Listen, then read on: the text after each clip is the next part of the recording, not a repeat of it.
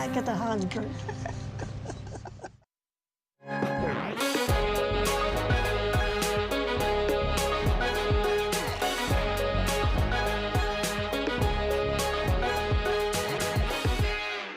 Welcome to Afternoon Briefing this Wednesday. Greg Jennett with you from our Parliament House studios here on Ngunnawal Country. And Fran Kelly joining you from Sydney on Gadigal land. Great to see you again, Fran. Breathe in the big ones. It feels like the pace is really going to pick up again over the last 2 days after, well, not a slow one today, but a bit more set piece in its structure anyway. Sure, but it feels like things are moving at pace, doesn't it, Greg? Because we, woke up this morning with the news that a couple of polls, not just one but two, showed this race getting very much tighter. For an election, Greg, where everyone agrees that cost of living is the dominant issue and when inflation is running hot, I guess then, and especially in the context of the polls, it's no surprise that the latest official figures on wages growth were going to become hot campaign fodder, especially when we found out the prices have gone up twice as fast as income. Yeah, that was perhaps predictable, although the extent of it may have shocked some. Scott Morrison, Fran, was preparing to deliver an address in Melbourne. That was to the Australia-Israel Chamber of Commerce around the time that data was released. This was after an earlier outing by him in Geelong. And day 38, yes, 38 now, brought Anthony Albanese right back here to Canberra, where he leapt on those wages numbers in an address to the National Press Club.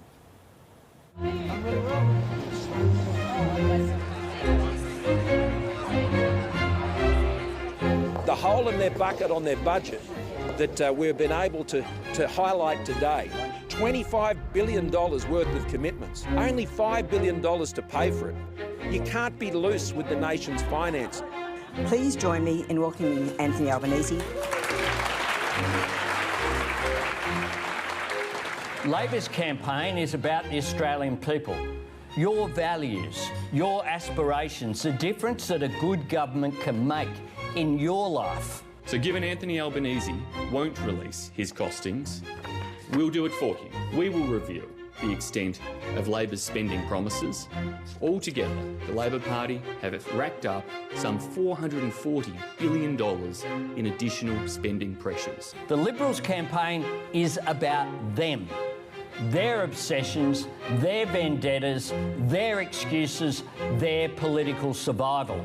Yesterday, Anthony Albanese did the full Forrest Gump when it came to being asked about his costings. Run, Forrest, run. We know Labor taxes you more when they can't manage money. That's their form. That's the risk of Labor. The Prime Minister's most remarkable statement, though, was that his biggest flaw is that he's too quick to solve problems. The Liberals won't change, the Prime Minister can't change, and the only way to change Australia for the better is to change the government this Saturday. We're moving ahead. We've got a big few years ahead of us. We're ready to seize the opportunities of what's ahead of us. Well done. Thanks, guys. Thanks again.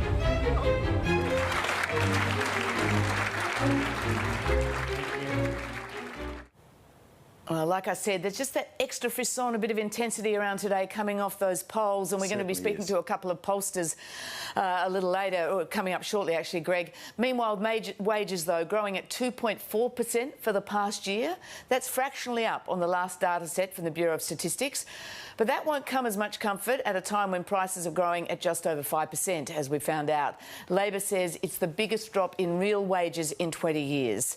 We're told that low unemployment will eventually trigger decent wage rises, but we've been told that for quite a while now, Greg, and it hasn't happened yet.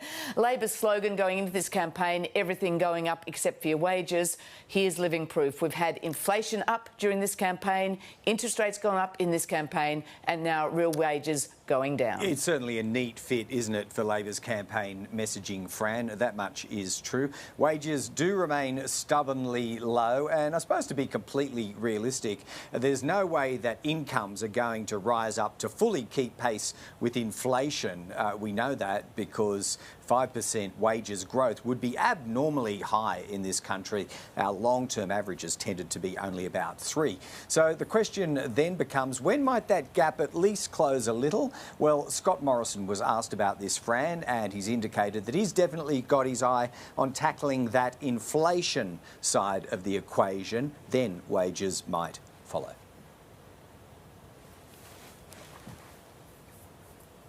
No, I'm saying wages are rising and will rise. The challenge is inflation. In real terms, the challenge is inflation, and that's a global challenge.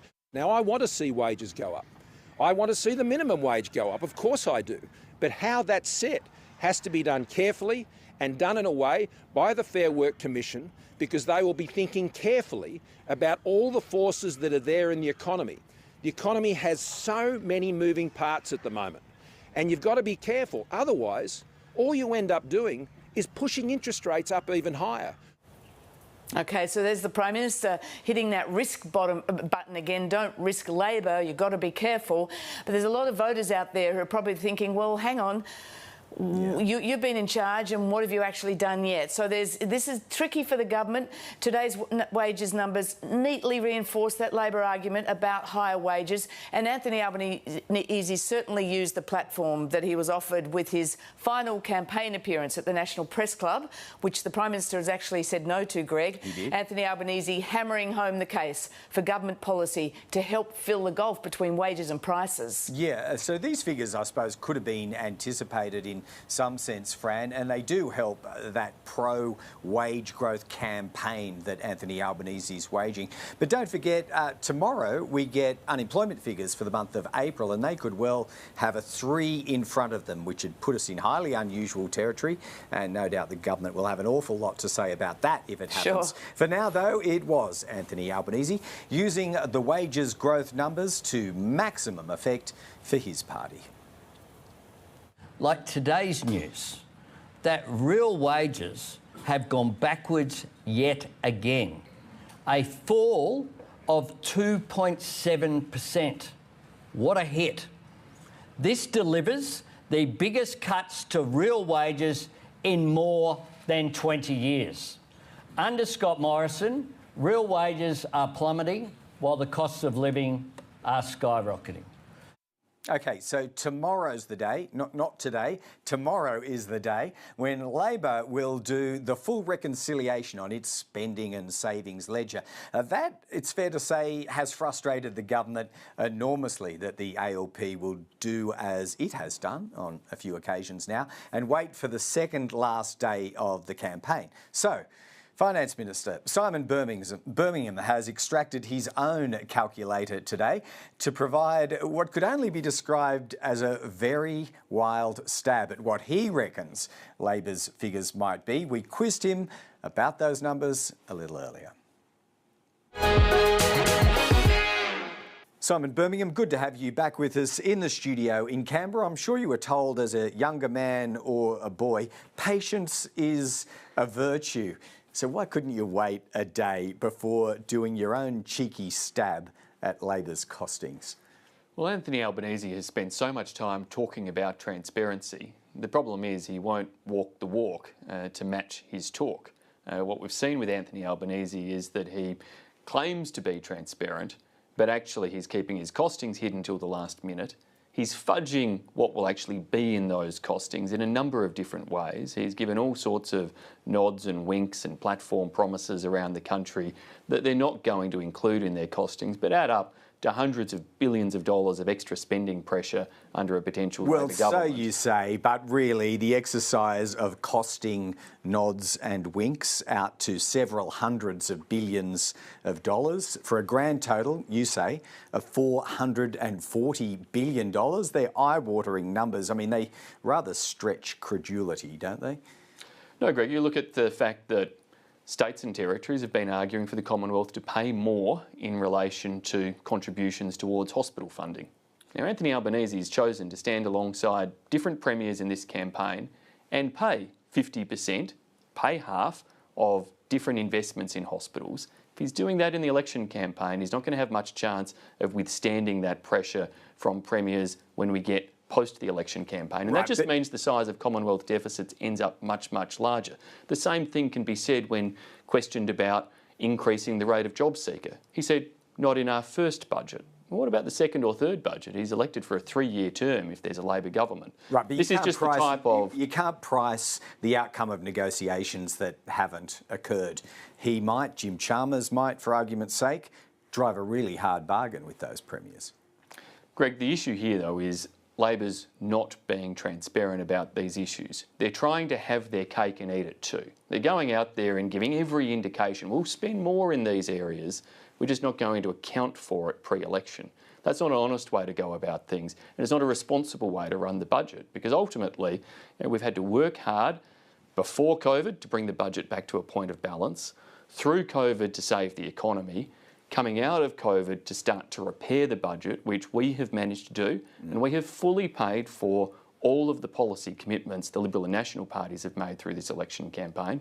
The Labor Party transparently, whichever version of their costings you end up taking, aren't remotely close to paying for their policies and promises. Well, we'll know the answer to that tomorrow when they lay all out before us. But what we do know, even from a little sneak peek that Anthony Albanese offered today, is your little costings exercise on them is already out of date. They've come up with an extra $750 million in savings right here, right now. Regionalisation Fund and Community Grants Fund to be folded up by Labor. That's all a step in the right direction when it comes to balancing the ledger, is it not? Well, Greg, let's take a look at those two different so-called savings announcements from Anthony Albanese today.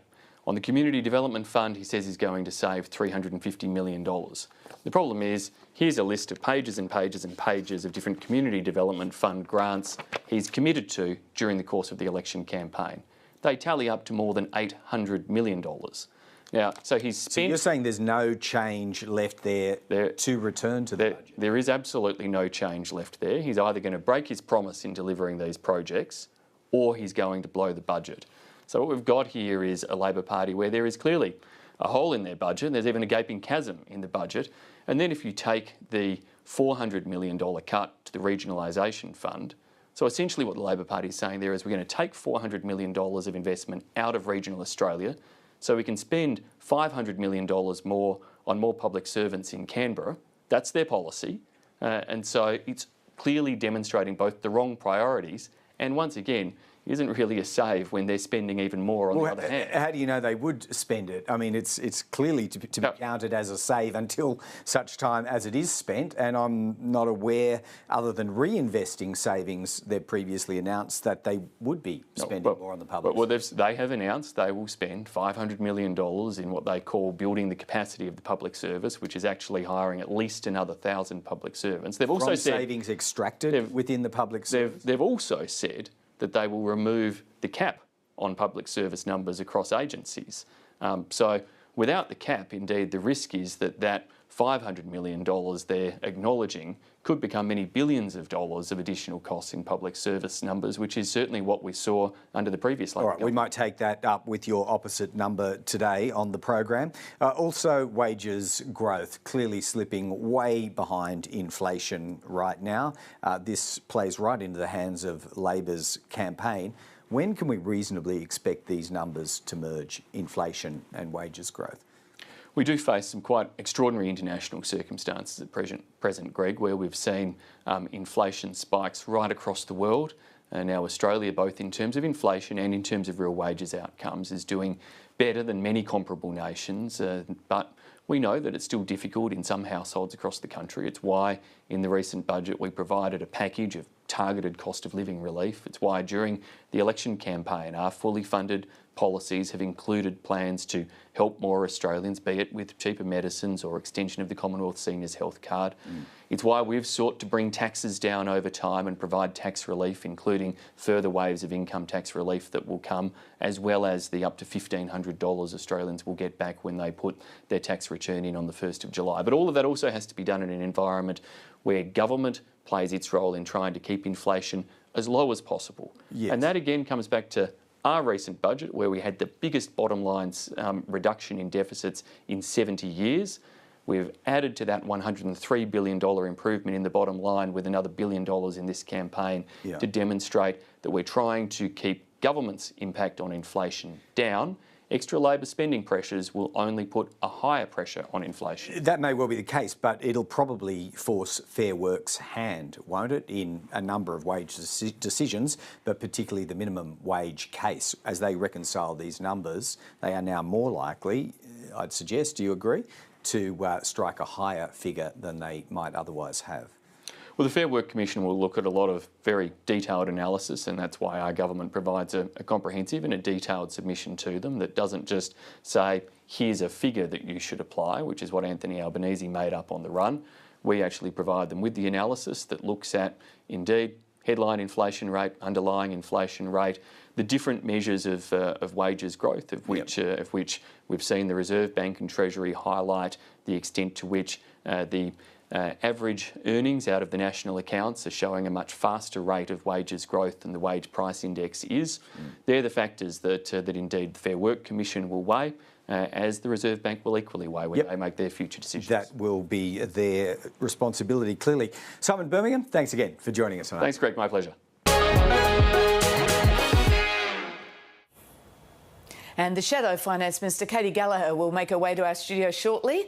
But in the meantime, let's talk polls, because just days away from the end of this election campaign, and the gap between the two major parties is narrowing. That's according to two major opinion polls out today, both of which register a drop in Labor's primary vote. Well, one a significant drop, certainly both a drop in the two-party preferred. I'm joined now by Peter Lewis, Executive Director at Essential Poll, and Jessica Elgood, Director at Ipsos Australia. Welcome, both of you. Hi. So is this deja vu all over again for Labor? Peter, what's your poll today telling us? Our poll, which we have changed since the last election, so it's hard to compare because we're leaving undecided voters in our sample, and there's still 7% of those days out from polling, shows pretty tight 35 primary for Labor, 36 coalition, washing out to a 48-46 advantage for Labor in terms of two-party preferred, but with that 7% still to be decided. Before people that have conniptions, though, at the polls getting it all wrong again, I would say there are some underlying differences this time, most notably on leader approvals. So it's basically a mirror image of the approvals last time, except this time the net positive candidate is the Labor leader, Anthony Albanese, and the net negative is Scott Morrison, which wasn't the case last time. OK, I want to talk about, Scott Morrison and voter sentiment in a moment, because both of you, I know, do some focus testing as well. But, Jess, the last Ipsos poll had Labor a fair way ahead on the two-party preferred, in fact, quite a stretch ahead. Were you wrong then? And do you expect to see the polls tightening in this, is the way we've seen it with Essential and Resolve? Look, I do expect to see the polls tightening. We're in the last few days of the race. Those who've been sort of considering where the vote's going to go, there's been a few of those. We know there's a lot of naturally Liberal voters who aren't so keen on ScoMo. They're looking for a new home. And some of them are actually, they've contemplated the alternative and possibly they're not heading in that direction. So I think there is narrowing, but Peter has the advantage on me in terms of he has the data to hand. Our last poll will be coming out tomorrow night. OK, tomorrow night. So that's really just on the eve of the election. But when you say, you've picked up a lot of Liberal voters looking for somewhere else to park their vote because they're not happy with the Liberal Party or not happy with Scott Morrison, what are you saying, that as the campaign's gone on, they haven't found anywhere? Have they looked at independents? Have they looked at minor parties? Have they looked at Labor, and the last minute they just can't bring themselves to do it? Well, we see them looking at the two major parties and just deciding they don't like either of them. There's no enthusiasm for either, and it's weighing them up in terms of the lesser of the two evils. And then in terms of when they actually assess the characteristics of the two leaders available, they're not particularly amazed by either. They see them as equally competent. Possibly ScoMo has the advantage on economic policy, but they see Albanese as being more trustworthy and having that sort of united party confidence behind him. But there's no great enthusiasm enthusiasm for either. What there is some sentiment for it's a time for change, but they actually can't see there's enough reason to actually alter their previous position. So yes, they'd like to change, but the alternative is not sufficiently appealing. OK, Peter, Scott Morrison chanced his arm on a longish campaign, 6 weeks, certainly feels long at this point in the 6th week, because he thought he would out-campaign Anthony Albanese. Is that what we're seeing happening here? Is that the reason this gap is tightening as it is? Or, you know, the more the voters see of these two, the more they prefer Scott Morrison over somebody else? Yeah, I think that second proposition isn't holding. There has been no great improvement in the Prime Minister's approvals. His disapproval rating is over 50% now. One of our key markers is, to Jess's point, whether people think it's time for a change of government, time to give someone else a go or deserves to be re-elected. That's at its highest point at the end of the campaign at 49%. Time to give someone else a go, 34% deserves to be re-elected, which kind of reflects the coalition primary vote. I think the read of this campaign is more about the voter choice proposition and what voters are asking themselves as they move towards the ballot box. The coalition's argument up until I think this week was that you couldn't risk handing the economy over to Labor. Labor was running. It's time to embrace the big problems Australia's facing. Morrison actually shifted his choice to align with Labor's over the weekend through his launch, and that is when we put that up against those two propositions head to head, it's 2/3 to 1/3 people wanting a government to solve problems. So, look, I think the polls are tightening. I think there is still a much more credible path to victory for Labor. On my count, there's about 25 seats in active play. The coalition would need to win the vast, vast majority of those to form any sort of government, minority or otherwise. I'll come back to the seats in active play, but just it's been obvious in polling, and particularly focused polling for a long time, which, as I say, you've both done a bit of, that a large cohort of voters don't like much Scott Morrison. His popularity has gone down, and through the focus groups, words like bully come up, or don't like his smirk, or don't like his style, and he himself just a week ago, you know, described himself as a bulldozer and acknowledged he needed to show us a change of gear. So, Jess, if that's, he's picking it up, obviously, that's what's, you know, led to Scott Morrison 2.0, as some are suggesting. Why would they still be voting for him on that front? So why is it holding? Is it just the risk message, which the Prime Minister perhaps has also conveyed more or communicated more successfully than perhaps we're giving him credit for? I guess it's twofold. It's one, some voters look back on the last 3 years and they think that fire, pandemic, floods, that he's not had a fair go, that nobody could have done a particularly great job or an impressive job dealing with such, you know, catastrophic events. So there's that element that he needs a fair turn at it, give the guy another chance.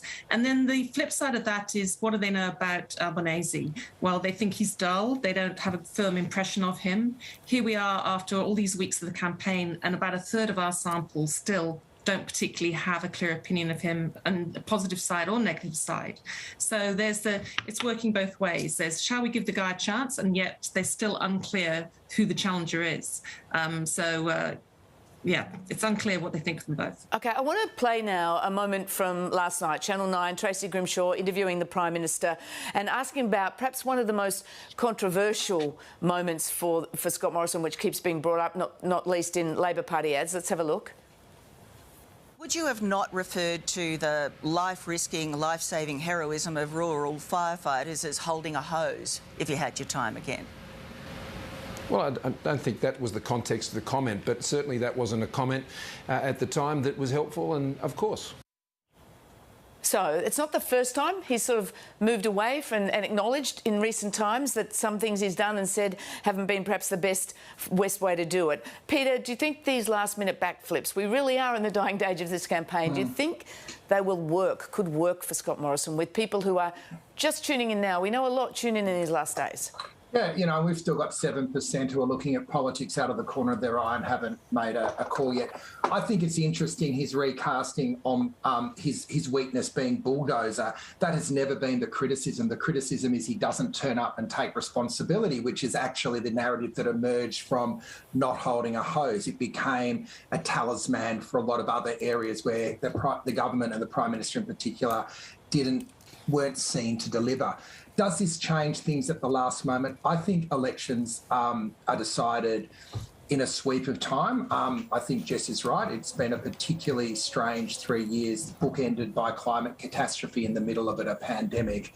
The one tell I will say, if in a focus group someone calls the Prime Minister ScoMo, they're prepared to give him that lead pass. They'll say ScoMo can't be blamed for the pandemic. It's just that more and more people have stopped accepting the Prime Minister's self-branding and are now calling him Morrison.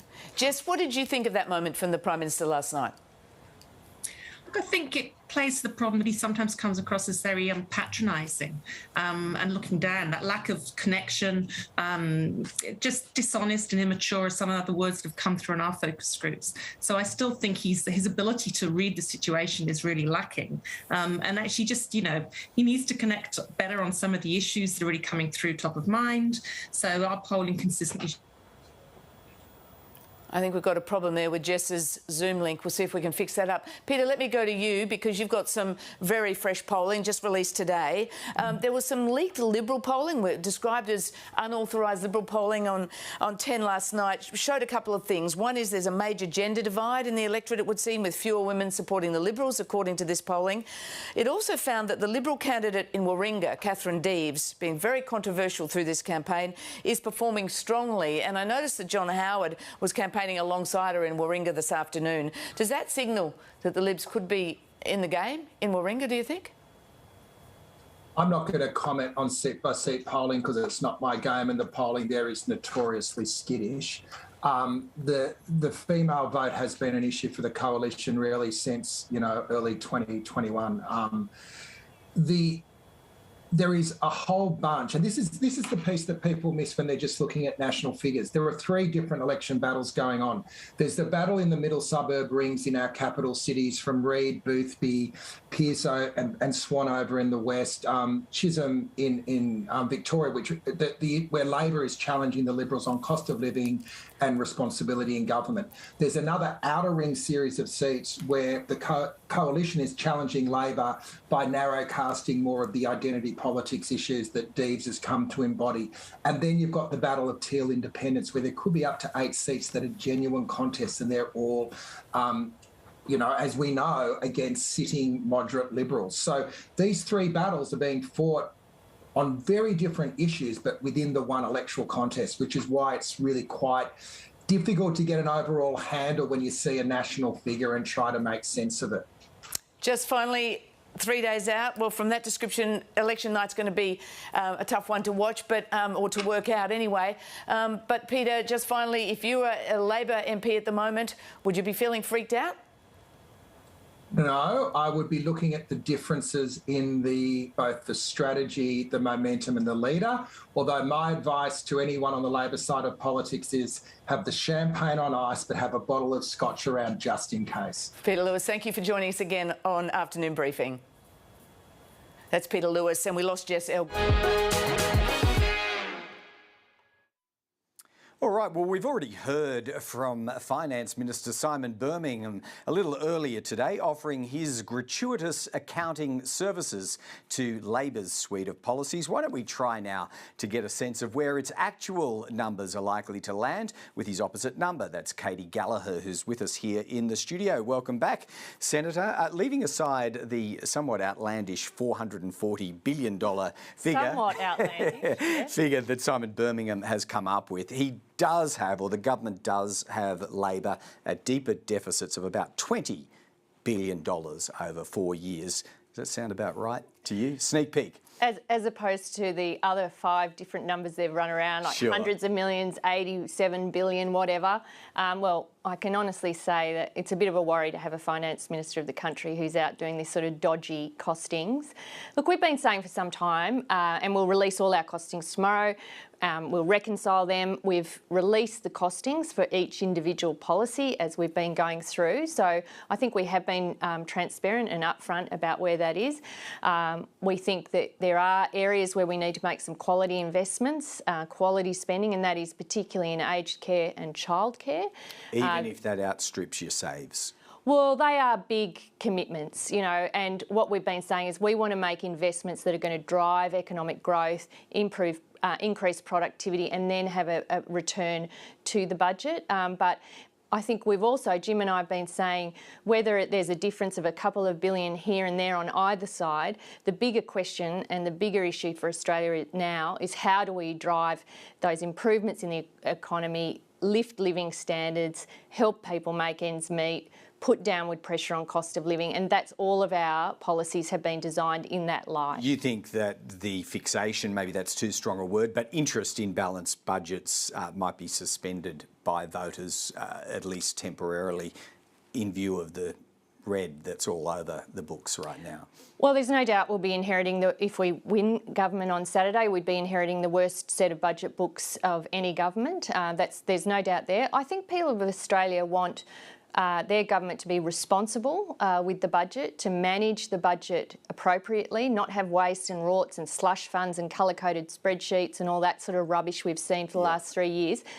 But they also want government to deal with some of those really difficult issues that exist at the moment, which are crazy things like women not being able to work extra days because they can't afford childcare, not having elderly Australians cared for properly, not having the proper skills program. And so I think people are up for a discussion about quality investments, but responsible budget management, and that's what we would offer. All right, can I take you to the category of what you would, I presume, called waste and rorts? You've got $750 million in savings identified by wrapping up 2 coalition funds, regionalisation and unspent community development grants. How much is unspent from community development grants? Well, look, we've been working with the Parliamentary Budget Office on this.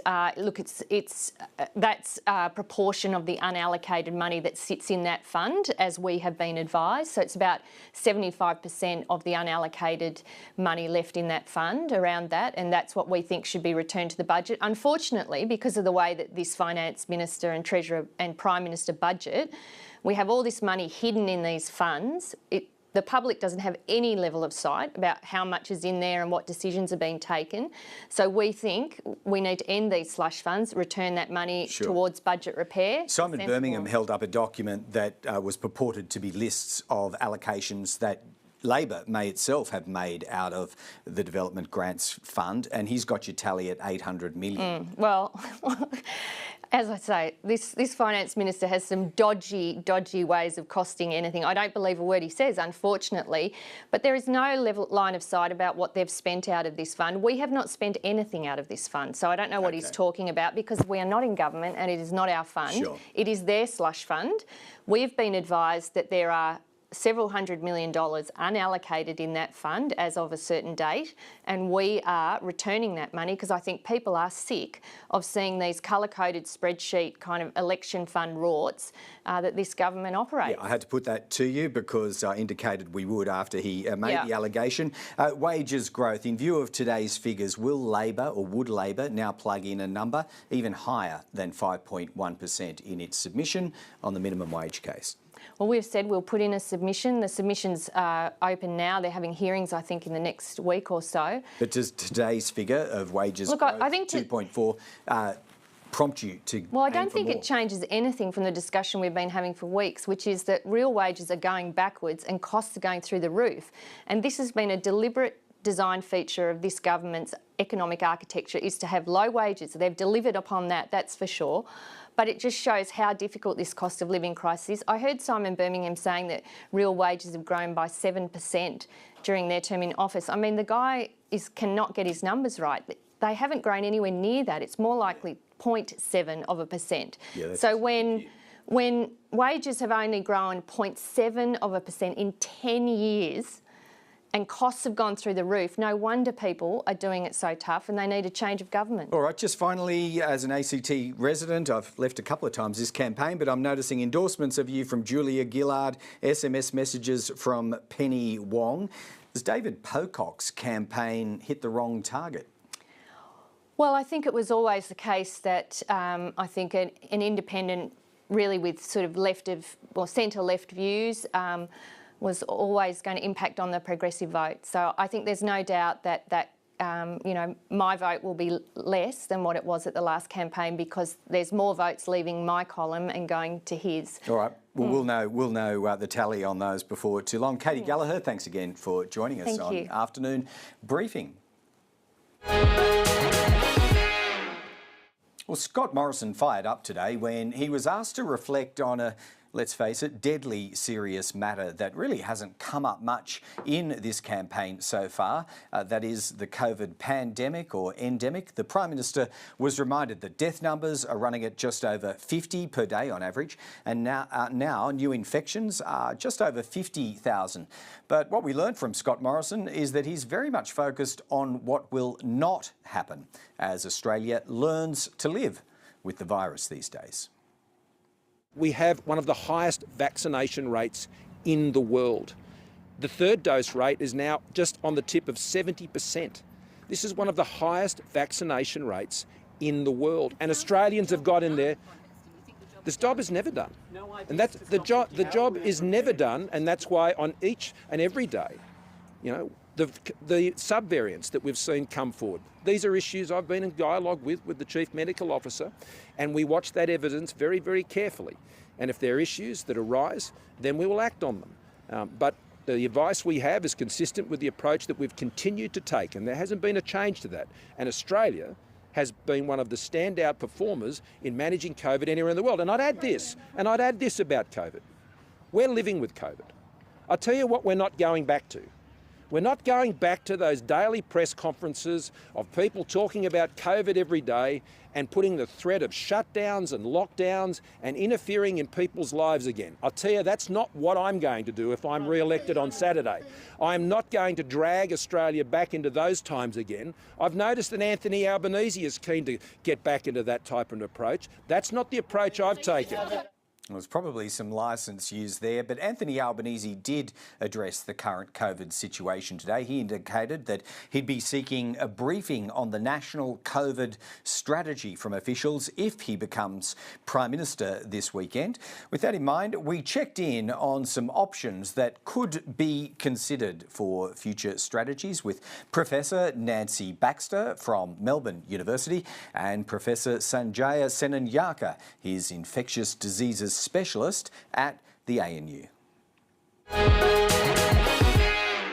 Nancy Baxter, Sanjaya Senanayake, thanks so much for joining us. Nancy, why don't we start with you? We've just heard from the Prime Minister about not wanting to go back to daily media conferences, public messaging in other words, or to shutdowns, even in the light of 53,000 cases a day and 65 deaths.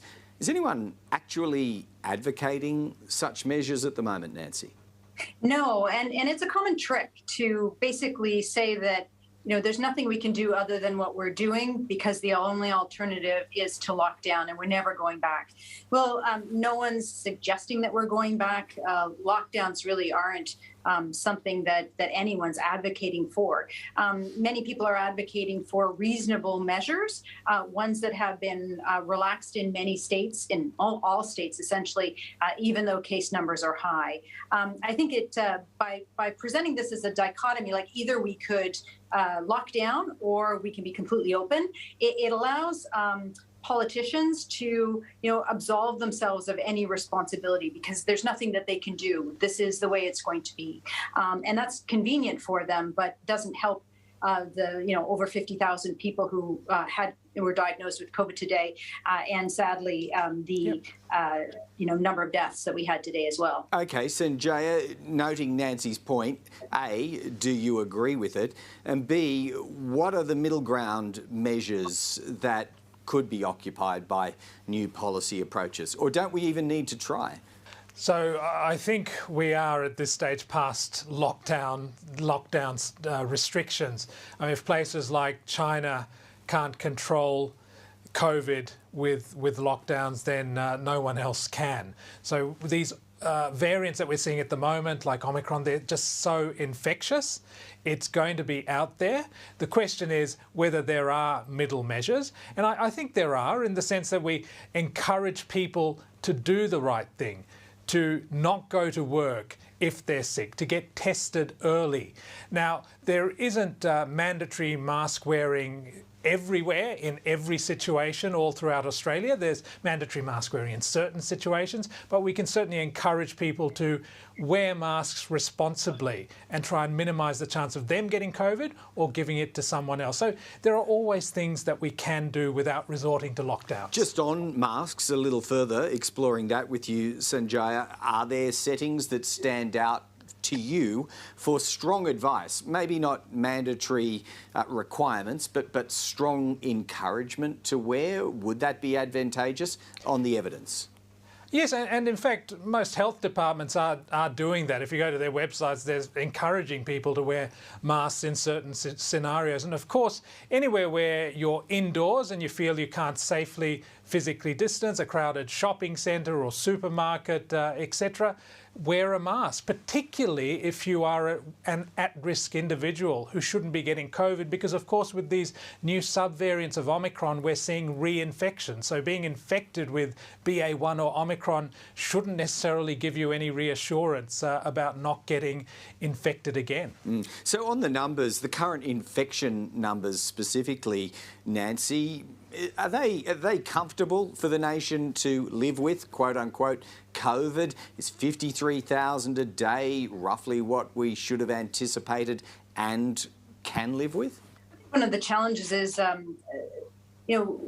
there's not a playbook that we have for this virus. It's new to everyone, and certainly Omicron changed all of our plans. Sanjaya talked about reinfection. So what we're learning now about reinfection really alters all of our thinking about COVID. And it also alters our thinking about transmission and how we protect people from getting multiple cases of COVID per year. Because without any policies or plan, basically we're saying that people are going to get COVID multiple times per year, and we don't really know what the outcome of that's going to be. Long COVID is a real thing. So these are the persistent symptoms that many people have after COVID. Occurs at least 5 to 10% of people. There are now some insurance companies that aren't giving the same insurance to people who have had long COVID. This is being noticed by business communities in terms of the impact of long COVID on the workforce. And this is something that can happen even to young people. So unlike deaths where most of those occur in older folk, long COVID can happen at any age. So I think just allowing transmission to happen like this is challenging. And, you talked about measures that the midway measures. Well, we saw what happened when the midway measures got taken away. And that's in Western Australia, when there was a decision made when cases were still quite high to relax masks and to relax isolation for household members of people with COVID. Right. And we saw a dramatically increase in cases. That's a case study in what happens when you relax restrictions and protections too early. So were we to put those back on, for argument's sake, you would anticipate, would you, Nancy, that we could suppress those current numbers, maybe back into the 30s or 40s of thousands? Well, I think that a decision was made in Western Australia that they knew what was going to happen in terms of the numbers, but they decided that was acceptable for whatever reason. And that's what we've decided around the country. We have made decisions. So I think unlike just basically shrugging your shoulders and saying there's nothing we can do, it's the virus, there are things that could be done but we're not doing them. And I think it's important to note that, because in the future, that's going to be the narrative, that there was nothing that we could do, but there actually was something that we could have done. OK, I want to ask about the effectiveness of vaccines and further doses, but just a quick one to you, Sanjaya. Anthony Albanese has flagged that one of the first briefings he would like, if he did become Prime Minister, is a briefing on the national strategy. If you were writing a couple of dot points for that strategy, what would they be? Yeah, so I think it's really important to maintain good surveillance, particularly with the rate of subvariants we're seeing that are appearing and causing problems. And of course, with overseas travel returning to Australian tourists coming in, then we're going to see more subvariants coming in. So surveillance is really important to identify new variants early and react to them. I think it's really important as well to maintain messaging about sick people getting tested, encourage people to remember that COVID, yes, it's been with us for 2.5 years, but it's not endemic yet, and that people really need to be trying not to get COVID or give it to other people with some of the measures that we've been talking about. And of course, on the national agenda should be vaccination, how we think cleverly or intelligently about vaccination, because there is vaccine fatigue at the moment. We've had over 80% of the Australian population rapidly take up 2 doses of vaccines, but it's really plateaued out at just over 50% with that booster dose. So we have to be very careful about how we do this. If we ask people to get vaccinated too often, I think they will lose interest. So we have to decide when to vaccinate and what kind of vaccine. Intranasal vaccines, which are more likely to prevent infection, or injection vaccines, which are less likely to or more likely to prevent severe outcomes, or a combination of the two. So those are the sorts of things we have to think about. And the prompt giving of antivirals to people at risk early on in COVID, so they don't end up in hospital. OK, so on boosters, picking up, Nancy, there from Sanjaya's point, do you think that we could make a further round mandatory, not mandatory, but strongly encouraged for people? Like, is there another wave that people should be expecting when it comes to 4th doses and beyond? Well, I think the 4th dose is important, but as Sanjaya said, we don't have everyone boosted. There are a significant proportion of people that are eligible for boosters that have not been boosted, and we know how important that 3rd dose is.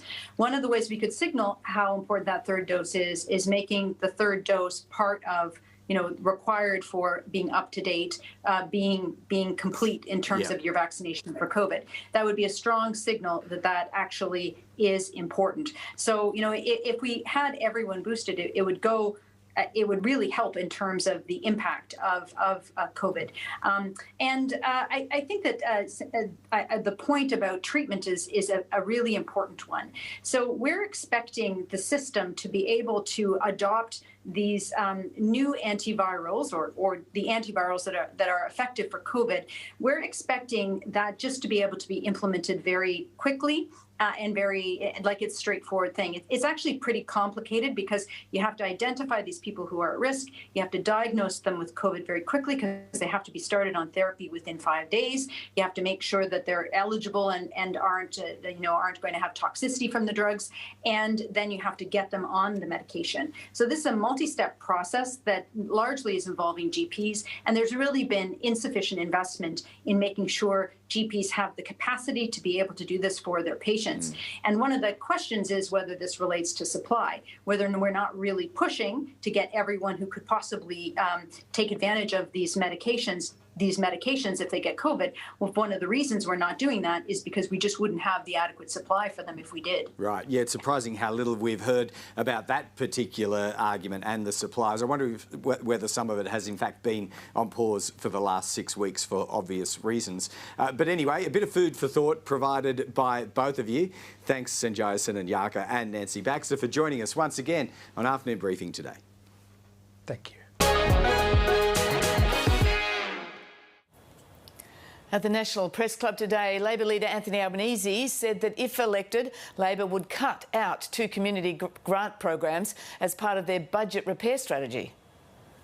And I announced today that Labor will reduce the uncommitted funding in the Community Development Grants program by $350 million, and we will return the $400 million regionalisation fund back to the budget. I'm joined now by the Deputy Prime Minister, Barnaby Joyce. Barnaby Joyce, thanks very much for joining us. You're welcome, Fran. How are you? I'm well, thank you. You're out there on the campaign trail. You obviously heard what Anthony Albanese had to say at the press club today, that Labor would get rid of the $400 million regionalisation fund nominated in the budget and send it back to consolidated revenue, basically because they say it looks like just another slush fund. Well, it just goes to show you it didn't take the Labor Party long before once more they re-announced to all people in regional Australia, away from Sydney, Melbourne and Brisbane and Perth and Adelaide, that they don't believe in regional Australia. The first things are cuts. Let's go through this evil community development grants program. Just the other day, Fran, I was in the Northern Territory, Yippieringa School, where we have given through that community development grant $8.3 million to help Aboriginal kids who live out in the bush to get to school, to get fed. To put in a boarding facility to give them some security and formation in their life. These are young kids, year 2, coming from really tough times.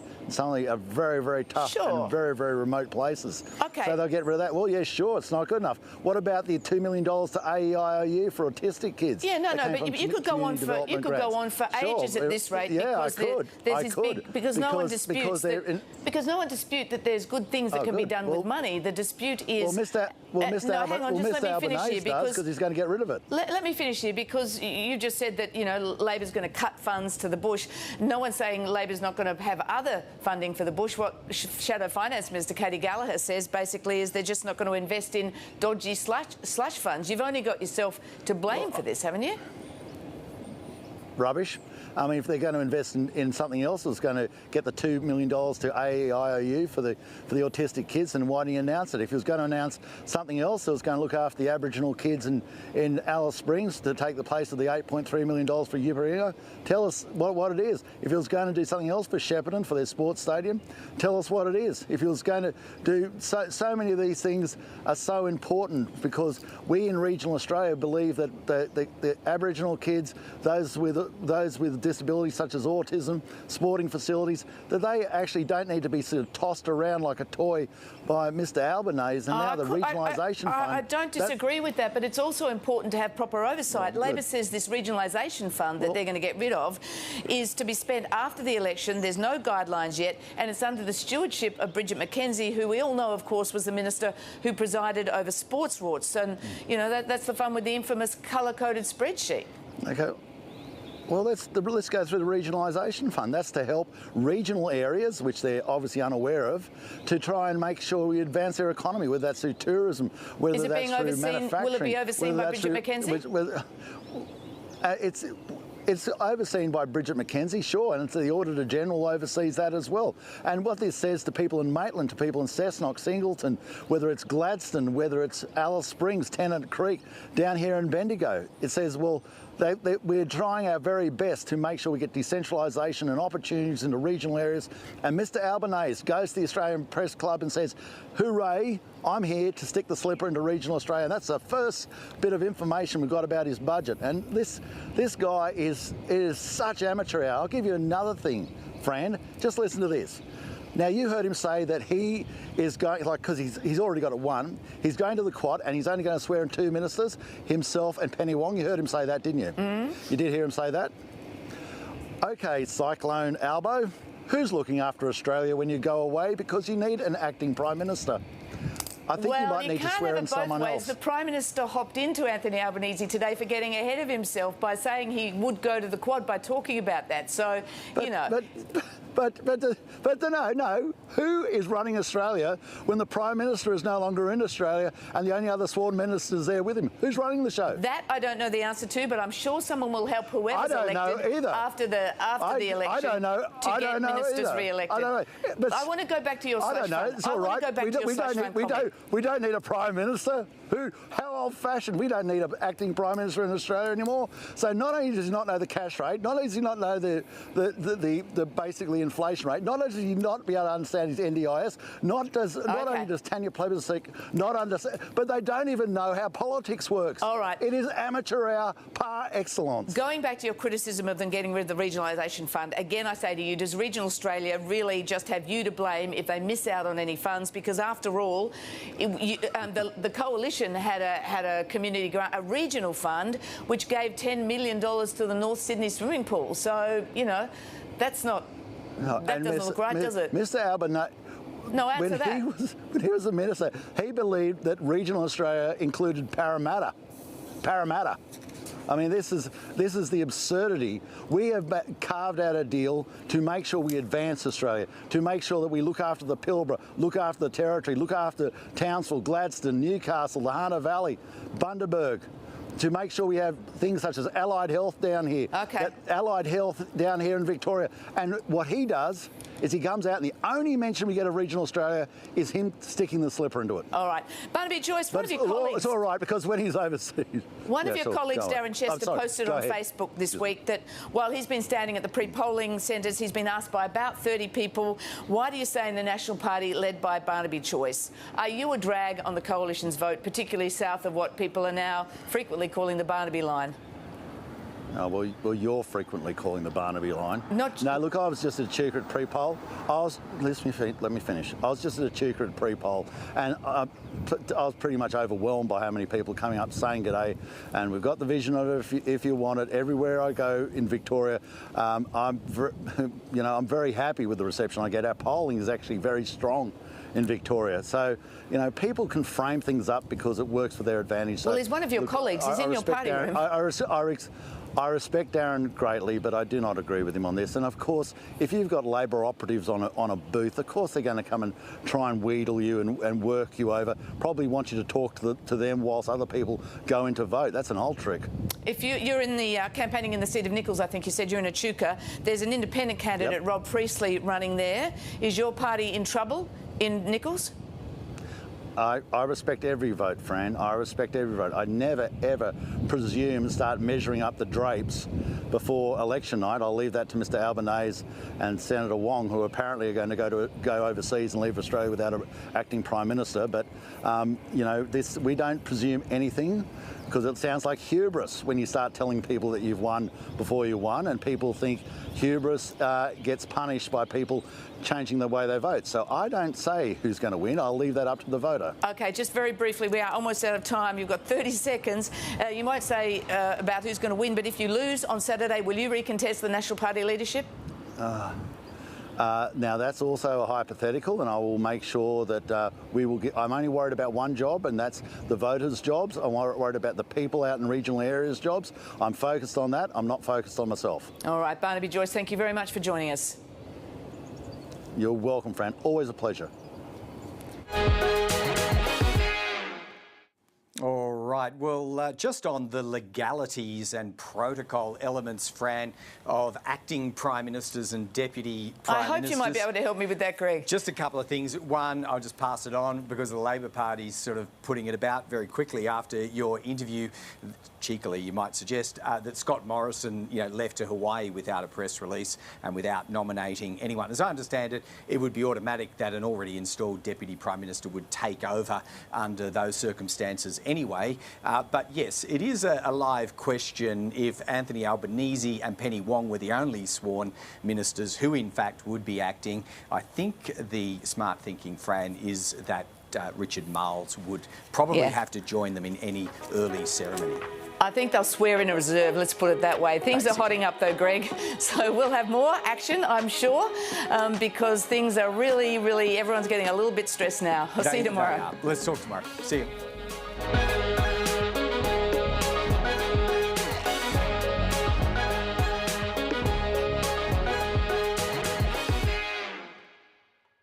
Who'll be the next PM? Australians deserve better. Strong economy means a stronger future. Join Australia's best political team as the nation decides. Australia votes.